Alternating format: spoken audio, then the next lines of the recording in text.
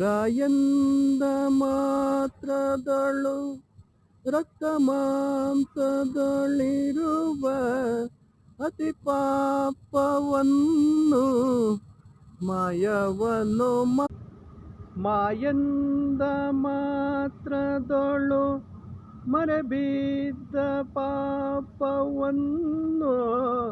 ಮಾಯವನ್ನು ಮಾಡಿ ಮಹಾರಾಯ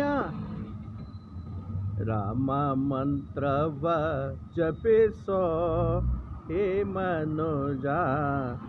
ರಾಮ ಮಂತ್ರವ ಜಪಿಸೋ ರಾಮ ಮಂತ್ರವ ಜಪಿಸೋ ಹೇ ಮನುಜ ರಾಮ ಮಂತ್ರವ